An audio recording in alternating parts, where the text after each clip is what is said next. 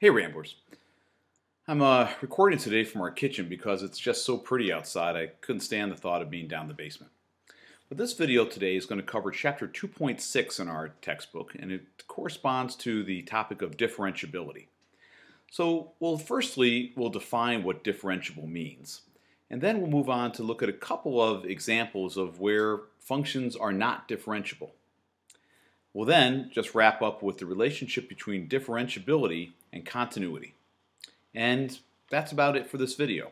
It's short, and so please, be careful to take good notes, and thanks for watching. All right, let's start off by talking about this definition of differentiability. Really, in layman's terms, it just means that the derivative exists at a point.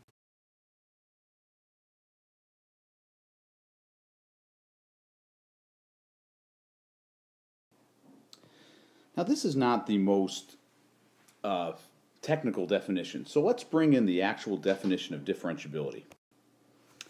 All right, so in this definition, this is just the difference quotient, something that we've seen a lot before, and it's saying that the function is differentiable at any x if that quotient exists. So the graph has a non-vertical tangent, which means the tangent isn't vertical, and that the value of this limit that we're looking at and the slope of the tangent line are the derivative at x. Those are all things that we already know. So get the definition of differentiability in your notes, and I would really think it would be wise if you just knew this very informal definition that I've written out as well.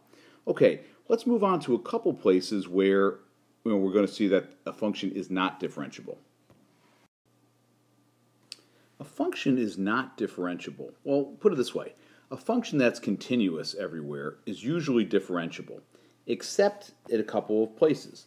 First is when it's not continuous. So any kind of a hole or a jump or an asymptote would be a place where it was not differentiable.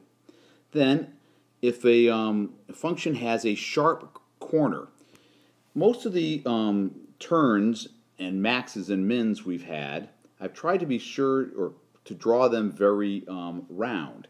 However, if you get a sharp point, like the absolute value function, then that would not be differentiable.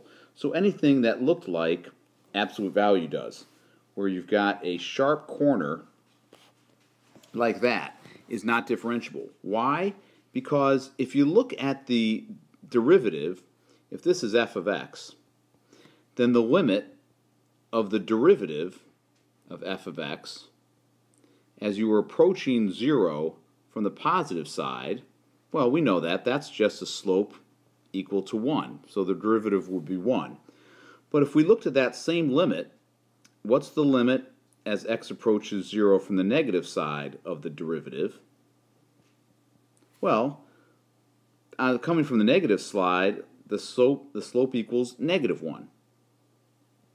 So since negative 1 is not equal to 1, this would be a place where it's not differentiable. So a sharp corner is another place where it's not differentiable. And finally, someplace like b, if you really zoom in there, b is a place where the function goes vertical. And vertical, number one, is not a function, right? It stops being a function there. But also, that's someplace where the derivative does not exist. Okay, let's move on to the next topic of continuity and how that relates to differentiability. Okay, this definition of continuity has come up before, but essentially what is, and this is the formal definition that I would want in your notes, but it means that if we just boil it down, the limit as you're approaching some x value c of a function equals the value of the function at that x value. That sounds kind of circular, doesn't it?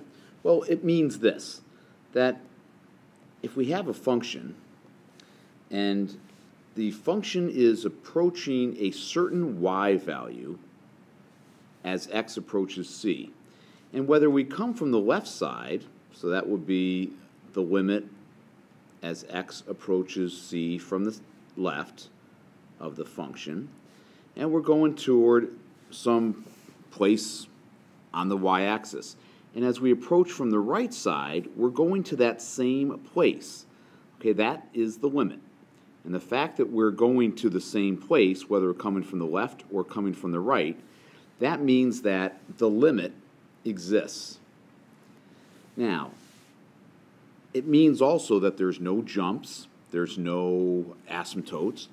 Then the fact that that limit is equal to the value of the function there means that there's no holes. So that's what makes this a continuous function. The fact that the limit is equal to the value of the function. No jumps, no asymptotes, no holes. It's a continuous function. Now let's see how that affects differentiability. Well, if a function is differentiable, which means that the derivative exists at every point, then it is continuous. So we often say that differentiability implies continuity. Now you have to be careful with this, because as we saw with the absolute value was continuous, but we saw that it was not differentiable, because at 0 it wasn't differentiable. But if the function is differentiable, then it is continuous. All right, Ramblers, please get these things in your notes. That differentiability is a word we're going to use it all year, and I want you to be comfortable with it. Thanks for watching, and I hope this helps.